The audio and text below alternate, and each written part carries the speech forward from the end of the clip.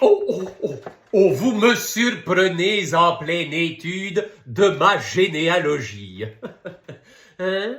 Non, je ne suis pas comme le mulet de Monsieur de La Fontaine, je ne m'en vante point. Quoique mon sang soit pur, pas comme celui de tous ces enfants bâtards dont nos roués ont parsemé leur cour. Oui, Monsieur le duc de Vendôme fut l'un d'eux. Arrière-petit-fils de feu le roué Henri IV et de sa maîtresse Gabrielle d'Estrées, il fut longtemps à la tête des armées du roué. Enfin, du roué, Louis XIV, bien sûr. Et son portrait? Oh, mais écoutez, très volontiers, je dois l'avouer dans mes papiers, voyons. Ah ben, tenez, le voilà. Alors, qu'ai-je écrit? Ah oui.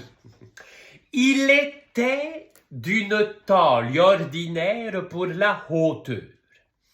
Un peu grosse, mais vigoureux, fort et alerte.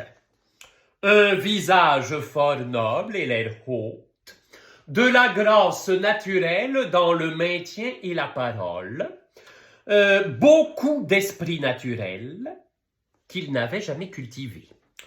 Une énonciation facile, soutenue d'une hardiesse naturelle qui se tourna depuis en audace la plus effrénée. Beaucoup de connaissances du monde, de la cour, des personnages.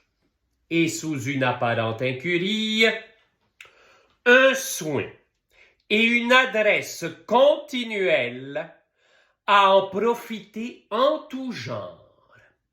Surtout, admirable courtisan, et qui sut tirer avantage jusque de ses plus grands vices, à l'abri du faible du roué pour sa naissance.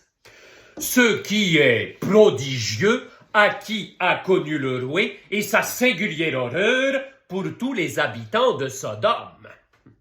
Monsieur de Vendôme y fut plus salement plongé toute sa vie que personne, et si publiquement que lui-même n'en faisait pas plus de façon que de la plus légère et de la plus ordinaire galanterie, sans que le roué l'eût jamais trouvé mauvaise. Ses valets et ses officiers subalternes satisfirent toujours cette horrible goutte. Sa paresse était à un point qu'on ne se peut concevoir. Sa saleté était extrême. Il en tirait vanité. Insolente à l'excès. Au fond, l'orgueil même, et un orgueil qui voulait tout, qui dévorait tout. Il n'aurait pardonné le moindre blâme à personne. Il voulait passer pour le plus grand capitaine de son siècle.